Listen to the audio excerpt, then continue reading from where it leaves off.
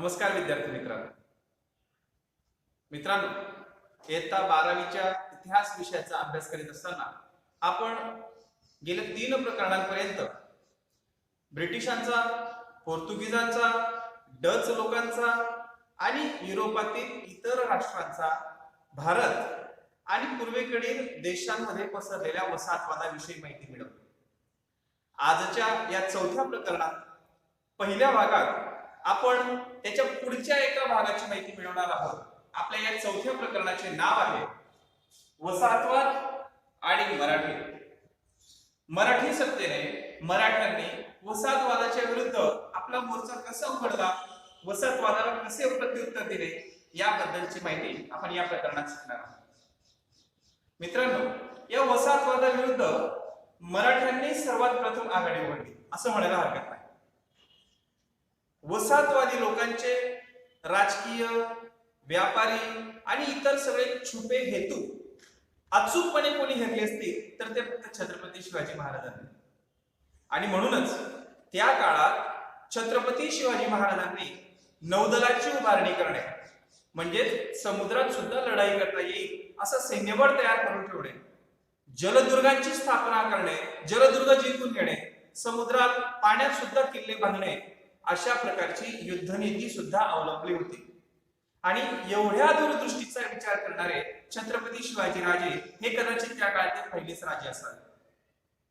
एवढंच नाही विद्यार्थी मित्रांनो, तर छत्रपती शिवाजी महाराजांच्या नंतर छत्रपती संभाजी महाराज यांनी सुद्धा पोर्तुगीजांचा मोठ्या प्रमाणावर पराभव केला होता. पोर्तुगीजांच्या नाकी नऊ आणले होते. परकीय सत्तांचा अचूक डाव त्यांनी ओळखला होता आणि त्यामुळे योग्य वेळी खबरदारी घेणे या मराठी सत्तेला आणि मराठी सत्ताधीशांना सोपे गेले. मग या मराठी सत्तेचे असे वसाहतवादाच्या विरोधी धोरण कोणते होते या पहिल्या मुद्द्याचा आपण आता अभ्यास करणार आहोत. मराठी सत्तेचे वसाहतवादाविरुद्धचे धोरण.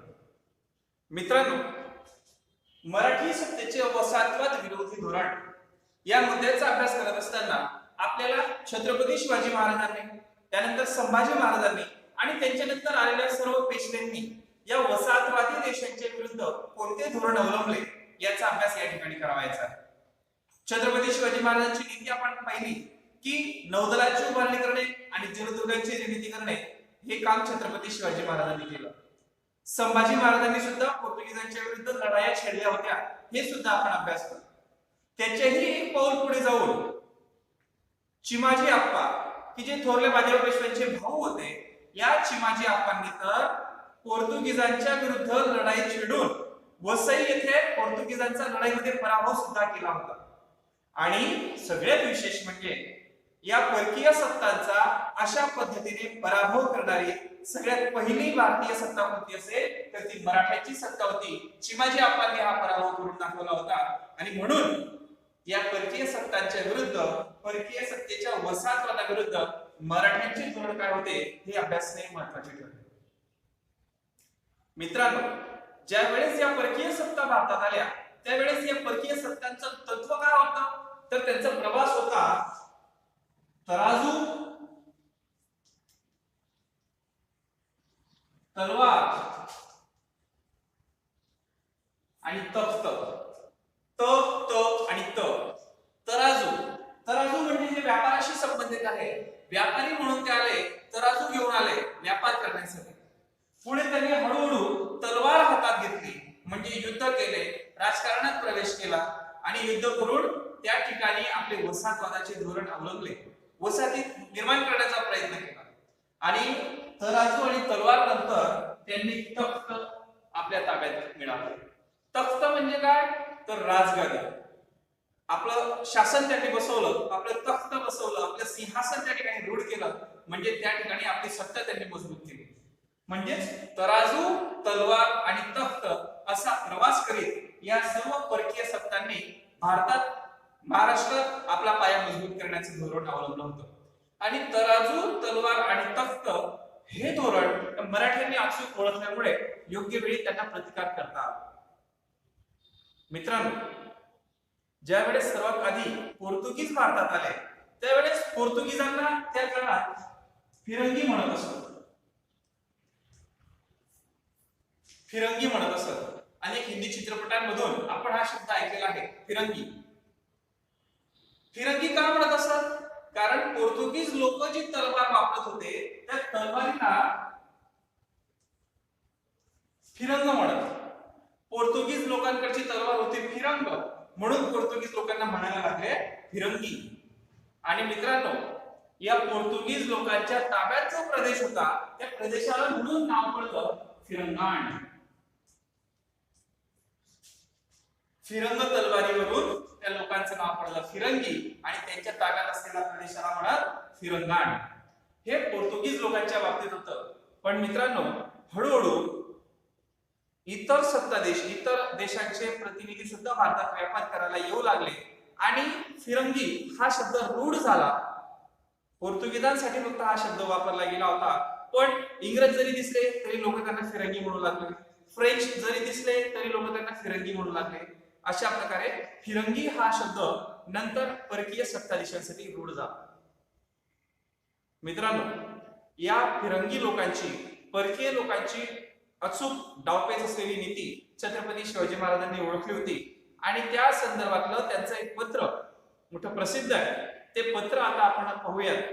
त्या पत्रातील काही शब्द हे ऐतिहासिक असल्यामुळे मी ते पत्र आपल्या समोर दाखवत आहे आणि जसच्या तसे त्याच शब्दात त्यांचे वाचन करत आहे. वाचन करत असताना मित्रांनो आपल्या लक्षात ते येईल. या पत्रात मित्रांनो छत्रपती शिवाजी महाराजांनी उल्लेख केलेला आहे, त्यांचं धोरण वर्णन केलेलं आहे, ते म्हणजेच सावकारांमध्ये पोर्तुगीज, इंग्रज, डच आणि डॅनिश लोक आहेत. हे व्यापारी नेहमीच्या सावकारांसारखे नाहीत. हे लोक आपल्या देशातील राज्यकर्त्यांच्या मदतीने आपल्या देशात येतात. परदेशातील या राज्यकर्त्यांना या देशात जागेचा मोह आहे. या जागेवर येथील प्रदेशांवर राज्य करण्याची त्यांची इच्छा आहे. युरोपीय व्यापारी सर्वीकडेच जात आहेत, आपला जम बसवीत आहेत. युरोपीय व्यापारी हट्टी लोक आहेत. हाती घेतलेली जागा ते सोडणार नाहीत. प्रसंगी मृत्यू पत्करतील परंतु जागा सोडणार नाही. म्हणून त्यांचे आणि आपले संबंध कामापुरतेच असू द्यावेत. हे वाक्य महत्वाचं आहे मित्रांनो.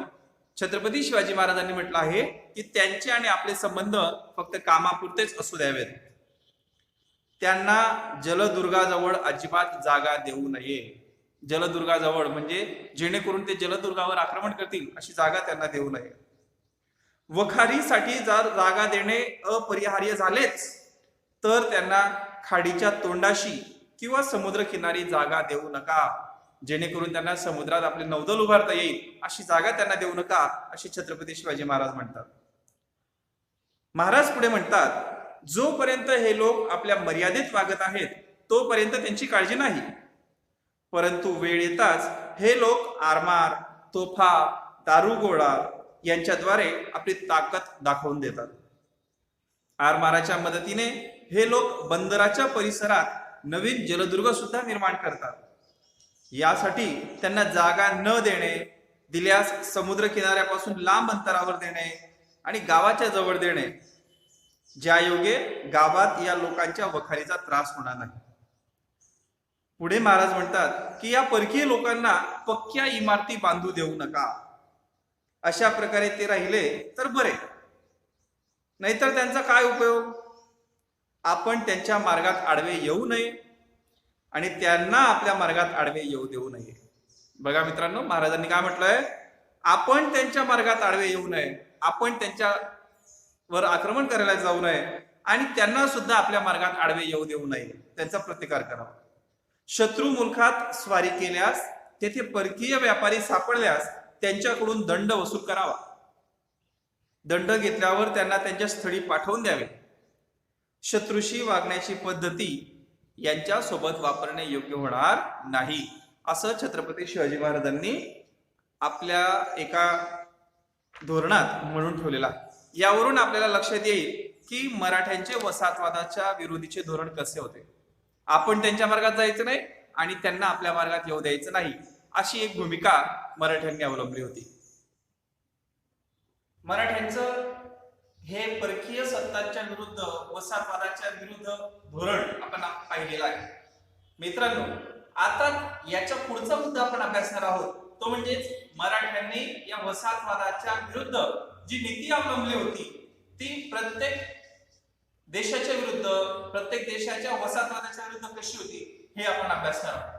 सुरुवात करत आहोत पोर्तुगीज आणि मराठी यांच्या नीतीविषयी। पोर्तुगीजांच्या विरुद्ध मराठ्यांची नीती कशी होती हे आपण सुरुवातीला अभ्यासणार आहोत आणि मग क्रमाक्रमाने इतर सत्ताधीशांच्या विरुद्धची नीती आपण पाहणार आहोत। सुरुवात करूया पोर्तुगीज आणि मराठी। मित्रांनो, पोर्तुगीज भारतात सर्वात आधी जर कोणते परकीय आले असतील तर ते आले पोर्तुगीज, आणि सगळ्यात शेवटी जर भारतातून कोणी गेले असतील तर ते आहेत पोर्तुगीज। म्हणजेच पोर्तुगीजांचा भारताशी संपर्क सर्वात जास्त काळ आला होता।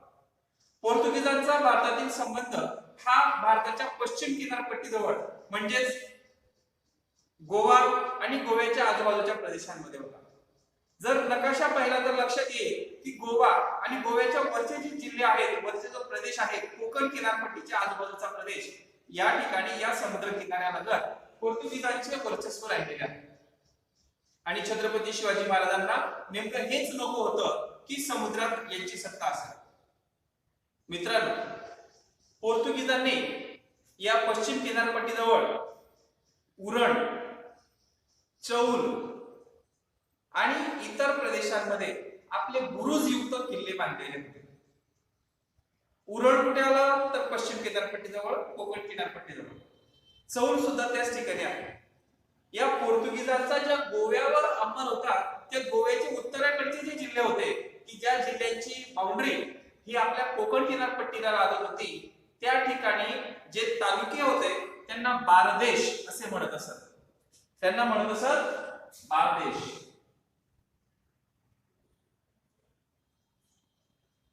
आज सुद्धा बारदेश नावाचा जिल्हा या गोव्यामध्ये आहे।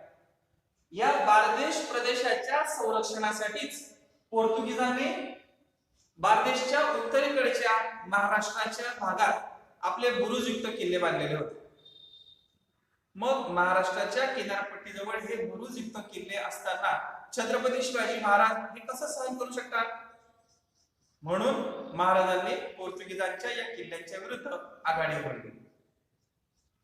सुरुवातीला पोर्तुगीज आणि मराठे यांचे संबंध हे फारसे शत्रुत्वाचे नव्हते, पण पोर्तुगीजांनी महाराष्ट्रात आपले पाय पसरू नये यासाठी छत्रपती शिवाजी महाराज आणि मराठे शेवटपर्यंत प्रयत्नशील होते। सुरुवातीला पोर्तुगीजांनी मराठ्यांना तंत्रज्ञान विषयक मदत केली। त्यांच्या देशातील तंत्रज्ञान विषयक मदत त्या ठिकाणी महाराष्ट्रात त्यांनी कशी करता येईल यासाठी प्रयत्न केले। म्हणून छत्रपती शिवाजी महाराजांनी देखील त्यांना अनुकंपा दर्शवली।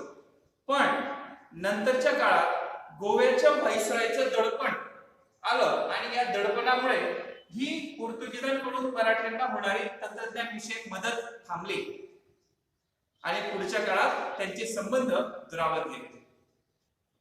मित्रांनो, मराठ्यांचे आणि पोर्तुगीजांचे हे जे संबंध होते, पोर्तुगीज आणि मराठी संबंध हे लवचिक स्वरूपातले होते, फार ताठर स्वरूपातले नव्हते।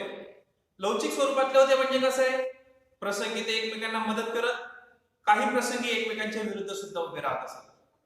याची उदाहरणं आपल्याला सांगता येऊ शकतात। मित्रांनो, याचं पहिलं उदाहरण म्हणजे इसवी सन 1665 मध्ये 1665 मध्ये कर्नाटकच्या समुद्र किनाऱ्याजवळून छत्रपती शिवाजी महाराजांचे आरमार प्रवास करीत होते। आरमार म्हणजे जहाज, लढाऊ जहाज आणि इतर सर्व सैनिक असलेला जो समुद्रातून जातात त्या सैन्याला म्हणू शकतो आपण आरमार।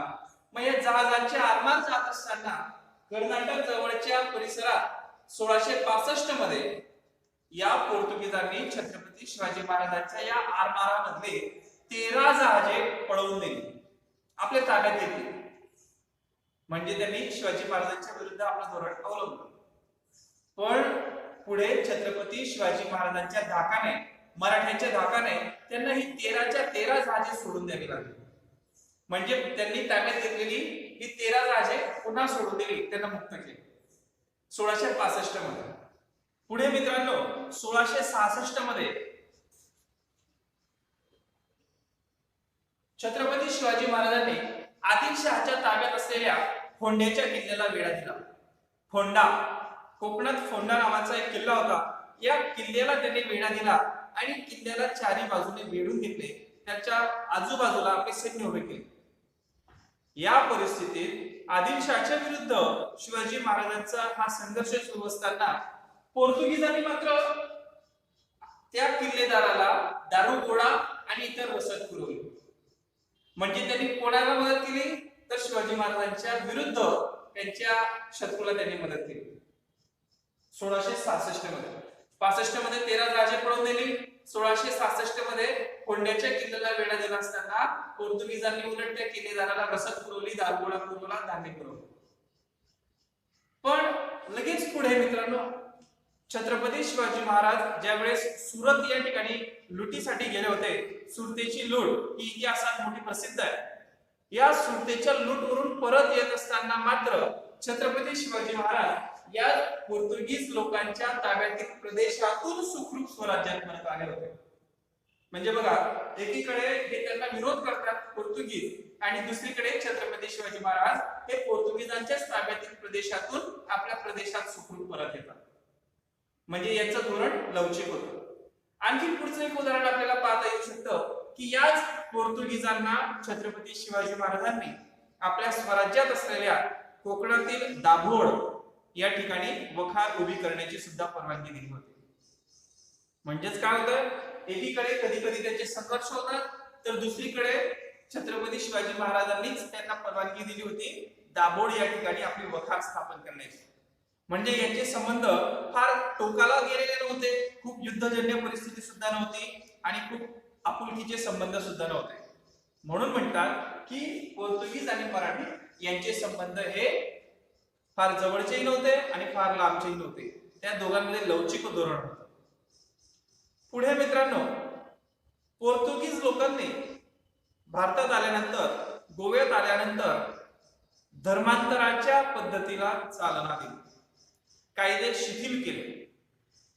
त्यांना ख्रिस्ती धर्माचा प्रचार आणि प्रसार भारतात करायचा होता आणि त्याच्यामुळे त्यांनी जे लोक ख्रिस्ती धर्म स्वीकारतील त्यांना विविध प्रकारच्या सवलती द्यायला सुरुवात केली. आणि त्यामुळे इथल्या स्थानिक लोकांमध्ये याविषयी चीड निर्माण झाली, संतापाची भावना निर्माण झाली.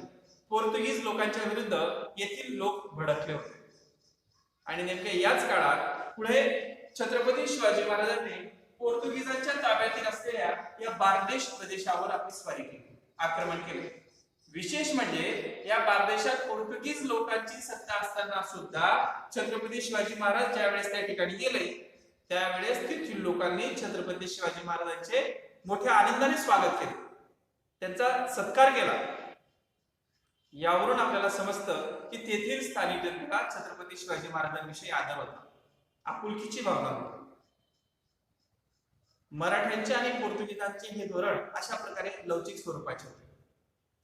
पुढे छत्रपती शिवाजी महाराजांचा ज्यावेळेस सिद्धीशी संघर्ष सुरू होता, आदिलशहाशी संघर्ष सुरू होता, त्यावेळेस एकीकडे पोर्तुगीज असं दाखवायचे की छत्रपती शिवाजी महाराजांचे आणि मराठ्यांचे आदिलशहाशी, सिद्धीशी जे त्यांचे वैयक्तिक संबंध आहेत त्या संबंधाबाबत आम्ही तटस्थ आहोत, आम्हाला काहीही घेणे देणे नाही. पण दुसरीकडे मात्र हेच पोर्तुगीज त्या आदिलशहाला, सिद्धीला महाराजांच्या विरुद्ध मदत करत होते. म्हणजेच दाखवताना मी त्यांच्यापासून अलिप्त आहे असं दाखवायचं, पण प्रत्यक्षात मात्र महाराजांच्या विरुद्ध त्यांना मदत करायची असं सुद्धा धोरण पोर्तुगीजांनी अवलंबलं होतं. आणि यामुळे पुढे जाऊन पोर्तुगीज आणि मराठी यांच्यात संघर्ष निर्माण झाला. या संघर्षातून पुढे काही तह सुद्धा झाले, ते आता आपण अभ्यासूया. आपले आपापसातील संघर्ष टाळण्यासाठी पोर्तुगीज आणि मराठी यांनी काही प्रयत्न सुद्धा केले. पोर्तुगीजांचा एक वकील हा रायगडावर महाराजांच्या भेटीसाठी येऊन गेला आणि या वकिलाच्या मार्फत त्यांनी आपापसातील संघर्ष टाळण्याचे ठरवले. खर तर पोर्तुगीजांची ही वाढत चाललेली मुजोरी थांबावी असं छत्रपती शिवाजी महाराजांना खूप वाटत होतं.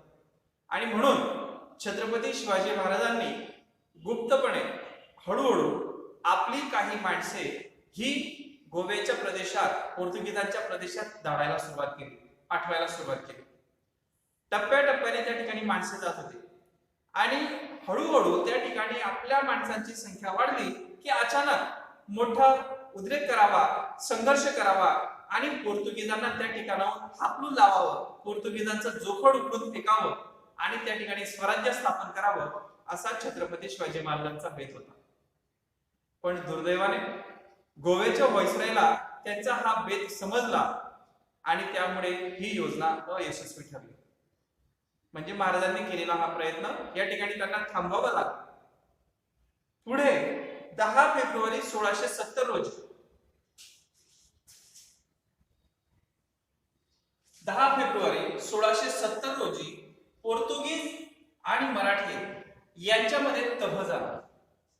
तह म्हणजे काय, तर बोलणी सुरू झाली की चला आपण वादविवाद टाळूया, दोघं मिळून एकत्र येऊया, काही गोष्टी तुम्ही सोडा, काही गोष्टी आम्ही सोडतो आणि समजून घेऊया एकमेकांना, एकमेकांमधले संघर्ष टाळूया, यासाठी एकमेकांमध्ये जी बोलणी होती तिला म्हणतात तह. 10 फेब्रुवारी 1670 रोजी पोर्तुगीज आणि मराठी यांच्यात तह झाला आणि या तहात काही अटी मान्य करण्यात आल्या. त्या अटी कोणत्या, तर त्यातील पहिली अट होती की पोर्तुगीजांनी आणि मराठ्यांनी एकमेकांची जी जहाजे लुटली होती, समुद्रात जात असताना जहाजे लुटून घेतली होती, त्या लुटीबद्दल त्यांनी एकमेकांची नुकसान भरपाई करून द्यावी. यांनी यांची नुकसान भरपाई द्यावी, यांनी यांची नुकसान भरपाई द्यावी. दुसरं त्यांनी असं ठरवलं की एकमेकांच्या प्रदेशामध्ये आता किल्ले बांधायचे नाही, तुम्ही आमच्या प्रदेशात यायचं नाही, आम्ही तुमच्या प्रदेशात येणार नाही. तिसरं असं ठरवलं की पोर्तुगीजांनी समुद्रात जाण्यासाठी ज्या प्रकारे मुघल राज्यकर्त्यांना सवलती दिल्या होत्या, त्याच सवलती त्यांनी मराठ्यांना सुद्धा द्याव्या. पुढे असं सुद्धा ठरलं की पोर्तुगीजांचा प्रदेशाच्या थोड्याशा वर उत्तरेकडे, म्हणजे आजच्या ठाणे जिल्ह्याच्या दक्षिणेकडे रामनगर नावाचा एक प्रदेश होता. त्या रामनगरच्या प्रदेशात पोर्तुगीजांनी आपला हक्क सोडावा, तिथे किल्ला बांधू नये. खर तर रामनगरच्या या प्रदेशावरून यांच्यात हा संघर्ष नंतर पुन्हा वाढला. रामनगरच्या या राजाकडून त्या काळात छत्रपती शिवाजी महाराज चौथाई वसूल करत असत.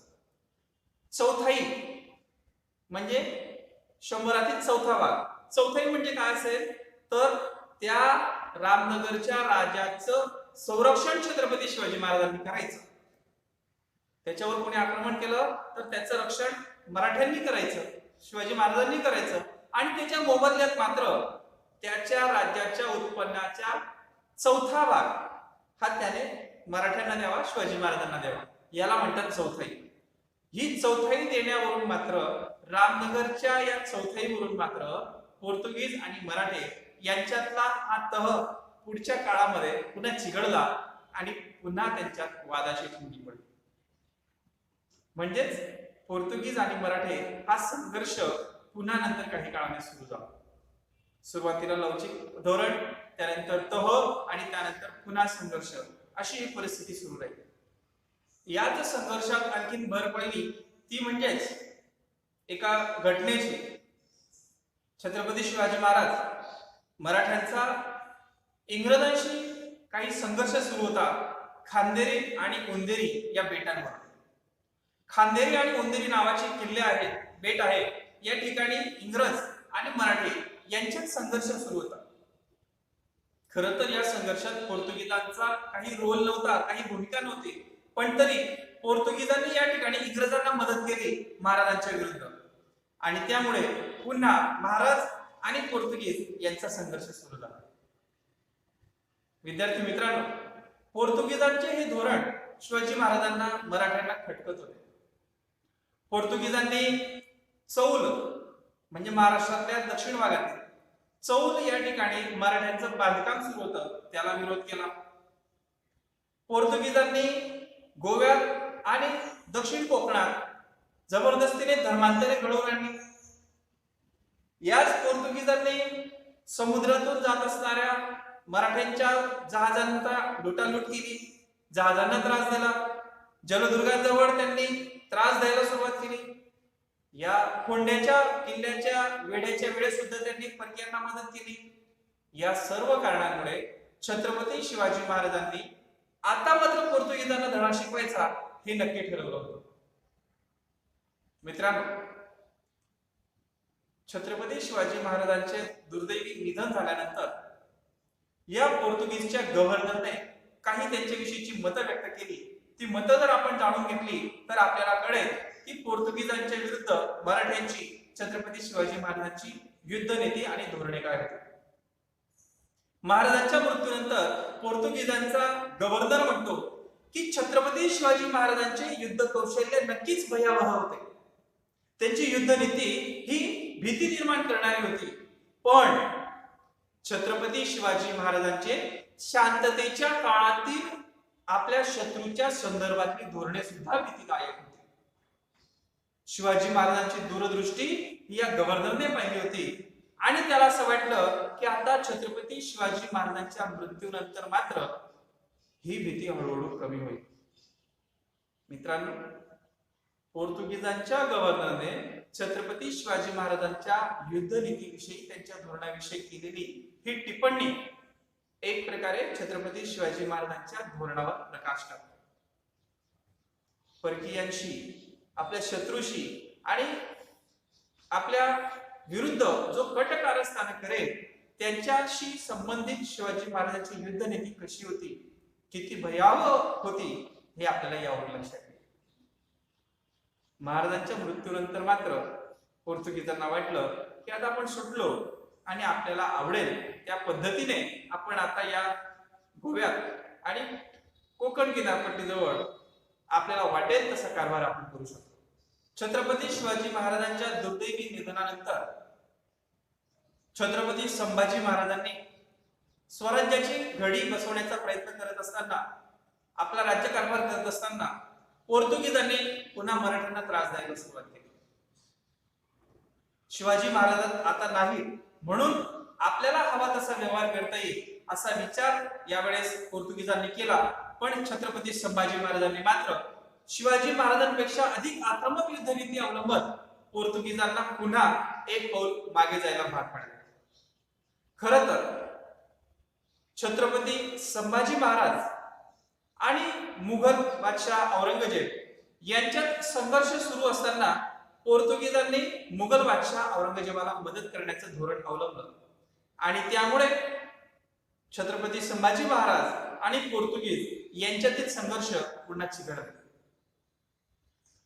छत्रपती संभाजी महाराजांनी पोर्तुगीजांच्या ताब्यातील गोव्याच्या प्रदेशातील त्यांच्या एका किल्ल्यावर आक्रमण केले आणि तो किल्ला आपल्या ताब्यात मिळवला. रेवदंडा बंदरावर त्यांनी आक्रमण केले. रेवदंडा नावाचा बंदर आज सुद्धा या पश्चिम किनारपट्टीजवळ आहे. या रेवदंडा बंदरावर की जे पोर्तुगीजांच्या ताब्यात होतं, या रेवदंडा बंदरावर संभाजी महाराजांनी आक्रमण केलं. त्यांनी इकडे आक्रमण केलं म्हणून पोर्तुगीजांनी संभाजी महाराजांच्या ताब्यातील दक्षिण कोकणातील फोंडा या किल्ल्याला पुन्हा वेढा घातला. तुम्ही इकडे आक्रमण करता म्हणून आम्ही तुमच्या या किल्ल्याला वेढा घालू, अशी भूमिका यावेळेस पोर्तुगीजांनी घेतली. त्यांना वाटलं आता मात्र संभाजी महाराज माघार घेतील, पण संभाजी महाराज अधिक आक्रमकपणे चाल करून आले आणि मराठ्यांच्या सैन्यातील यसाजी कंक नावाच्या एका शूरवीर माणसाने, यसाजी कंक की जे छत्रपती शिवाजी महाराजांचे अत्यंत विश्वासू सहकारी होते आणि मराठ्यांच्या पायदळाचे प्रमुख होते, या यसाजी कंकांनी अभूतपूर्व असा पराक्रम दाखवला आणि फोंड्याचा हा वेढा मोडून काढला. फोंड्याचा वेढा फक्त त्यांनी मोडून काढला नाही तर फोंडा जिंकून पुन्हा त्यांनी या पोर्तुगीजांच्या भागावर आक्रमण केली. गोव्यात त्यांनी प्रवेश केला आणि गोवा जिंकून घेण्याच्या तयारीने यसाजी कंक आणि मराठ्यांची सत्ता गोव्यात येत असतानाच मात्र दुर्दैवाने दुसऱ्या भागातून औरंगजेबाची सत्ता ही दक्षिण कोकणावर आक्रमण करणार आहे असा एक संदेश संभाजी महाराजांपर्यंत येऊन पोहोचला आणि दुर्दैवाने गोव्यावर आपली होत असणारी मजबूत पकड, आपली चढाई सोडून संभाजी महाराजांना परत फिरावं लागलं. आपलं स्वराज्य वाचवण्यासाठी, दुसऱ्याचा प्रदेश आपल्या ताब्यात मिळवण्याच्या नादात आपलं स्वतःचं स्वराज्य गमावलं जाऊ नये यासाठी छत्रपती संभाजी महाराजांना मागे फिरावं लागलं आणि औरंगजेबाच्या मुघलांच्या संघर्षाला तोंड देण्यासाठी त्यांना पुन्हा महाराष्ट्रात यावं लागलं आणि म्हणून गोव्यावर केलेलं आक्रमण अर्ध्यावरती सोडावा लागला. या ठिकाणी छत्रपती संभाजी महाराजांनी गोव्यावर केलेलं आक्रमण जर दीर्घकाळ टिकलं असतं तर गोव्यावरील पोर्तुगीजांची सत्ता संपायला फार वेळ लागला नसता. हे पोर्तुगीजांच्याही लक्षात आलं आणि म्हणूनच कदाचित त्यांनी एक प्रकारे औरंगजेबाची मदत घेतली असावी. म्हणजे छत्रपती संभाजी महाराज हे सुद्धा छत्रपती शिवाजी महाराजांच्या युद्धनीतीच्या पेक्षा अधिक आक्रमक युद्धनीती अवलंबत होते हे आता पोर्तुगीजांना कळून आलं होतं. पुढे छत्रपती संभाजी महाराजांच्या नंतर छत्रपती शाहू महाराजांच्या काळात सुद्धा मराठे आणि पोर्तुगीज यांच्यातील हा संघर्ष असाच सुरू राहिला. शाहू महाराजांच्या काळात देखील पोर्तुगीजांनी मराठ्यांच्या विरुद्ध काही धोरणे अवलंबली आणि हा संघर्ष चिघळण्याची काही प्रमुख कारणे ती आपल्याला सांगता येतील. ती म्हणजेच मुघल राज्यकर्त्यांचा दक्षिणेतील जो प्रमुख प्रतिनिधी होता हुसेन अली सय्यद, हा मुघलांचा प्रतिनिधी होता दक्षिणेकडच्या भागात. या हुसेन अली सय्यदशी शाहू महाराजांनी मराठ्यांनी एक करार केला होता. या करारानुसार कल्याण आणि भिवंडी हे प्रदेश मराठ्यांच्या ताब्यात आले होते. हे प्रदेश ताब्यात घेतल्यानंतर मराठ्यांनी पोर्तुगीजांच्या प्रदेशात, की जो प्रदेश त्याला लागूनच होता, त्या प्रदेशातील चौथाई पोर्तुगीजांकडून मागायला सुरुवात केली. आम्ही तुमचं रक्षण करतो, त्याच्या बदल्यात चौथाई द्या, अशी भूमिका त्यांनी घेतली. पण पोर्तुगीजांच्या गव्हर्नरने मात्र त्यांना विरोध केला आणि त्यामुळे पुन्हा यांच्या दोघांमध्ये वादाची ठिणगी पडली. पोर्तुगीजांनी रेवदंडा, वसई, दमण, केळवे या ठिकाणी आपल्या लष्करी चौक्या उभा केल्या, लष्करी ठाणे उभे केले, जेणेकरून मराठ्यांच्या हल्ल्याला त्यांना तोंड देता येईल. म्हणजे एक प्रकारे त्यांनी युद्धाची सुरुवात केली होती. आक्रमणाला तोंड देण्यासाठी त्यांनी आपल्या चौक्या उभा केला होता. पण तरी या त्यांच्या चौक्यांच्या विरुद्ध छत्रपती शाहू महाराज आणि मराठ्यांच्या एकूणच सैन्याने मोठे पराक्रम दाखवले आणि त्यांच्या या चौक्यांची दहशत मोडून काढली.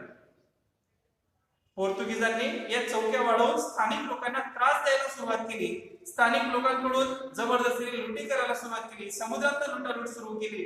धर्मांतराचा वेग वाढवला आणि या सर्वांच्या ही दहशत थांबवण्यासाठी मात्र आता मराठ्यांनी पोर्तुगीजांच्या विरुद्ध मोठी आघाडी उघडण्याचं ठरवलं आणि पुढे कालांतराने ही जबाबदारी येऊन पडली थोरले बाजीराव पेशवे यांचे धाकटे बंधू म्हणजे चिमाजी आप्पा यांच्यावर. चिमाजी आप्पांनी पराक्रमाची शर्थ केली. चिमाजी आप्पांनी आपले युद्ध कौशल्य अवलंबले आणि पहिल्याच प्रयत्नात ठाण्याचा किल्ला जिंकून घेतला. ठाणे प्रदेश जिंकून घेतल्यानंतर त्यांनी पुढे मराठ्यांच्या सैन्याला आघाडी दिली आणि पुढे साष्टी हे बेट सुद्धा जिंकून घेतले. आधी ठाण्याचा किल्ला जिंकून घेतला, मग साष्टी हे बेट जिंकून घेतले. तिकडून दुसऱ्या आघाडीने शंकरराव फडके यांच्या नेतृत्वात सुद्धा काही सैन्य चालून येत होतं आणि या सैन्याने वसईच्या बेटावर आपला हल्ला चढवला. वसईच्या बेटावर हल्ला चढवल्यानंतर त्या ठिकाणी छोटी मोठी ठाणी त्यांनी जिंकून घेतली. पण जोपर्यंत वसईचा किल्ला आपल्या ताब्यात येत नाही तोपर्यंत पोर्तुगीजांना आपल्याला हरवता येणार नाही हे मराठ्यांना ठाऊक होते आणि म्हणून या वसईच्या किल्ल्यावर आक्रमण करण्यासाठी चिमाजी आप्पांच्या नेतृत्वाखाली मराठा सैन्य एक नाही, दोन नाही, 12 महिने नाही, 24 महिने 2 वर्ष लढत राहिलं. 2 वर्ष सलग या वसईच्या किल्ल्याच्या विरुद्ध आपली मोहीम मराठ्यांनी सुरू ठेवली आणि 2 वर्षाच्या अथक प्रयत्नानंतर चिमाजी आप्पांच्या लढ्याला यश आलं, मराठ्यांच्या लढ्याला यश आलं आणि शेवटी पोर्तुगीजांना माघार घ्यावी लागली आणि या ठिकाणी पोर्तुगीज आणि मराठे यांचा संघर्ष हा शेवटच्या अंतिम चरणावर येऊन पोहोचला. पोर्तुगीजांनी या ठिकाणी माघार घेतली. अशा प्रकारे छत्रपती शिवाजी महाराजांच्या काळात सुरू झालेला पोर्तुगीज आणि मराठा हा संघर्ष चिमाजी आप्पांच्या काळापर्यंत येऊन पोहोचला आणि शेवटी चिमाजी आप्पांनी वसईचा किल्ला जिंकल्यानंतर मराठ्यांच्या नेतृत्वात हा किल्ला जिंकल्यानंतर पोर्तुगीजांना मात्र शरण यावे लागले आणि पोर्तुगीज आणि मराठे हा संघर्ष त्यानंतर निवळला. मित्रांनो, यावरून तुमच्या लक्षात आले असेल की मराठ्यांनी या परकीय सत्तांच्या विरुद्ध वसाहतवादी संघर्षात, वसाहतवादी धोरणांच्या विरोधात आपली नीती कशी अवलंबली. शेवटपर्यंत मराठ्यांनी हार मानली नाही आणि शेवटी मात्र पोर्तुगीजांना शरण यायला लागलं. विद्यार्थी मित्रांनो, पुढच्या भागात आता आपण पाहणार आहोत दुसऱ्या एका परकीय सत्तेविरुद्ध, दुसऱ्या एका वसाहतवादी देशाच्या धोरणांविरुद्ध मराठ्यांनी कशी नीती अवलंबली होती. तोपर्यंत येथेच थांबूया. आपलं हे चॅनल सबस्क्राईब करायला विसरू नका, एवढीच एक विनंती.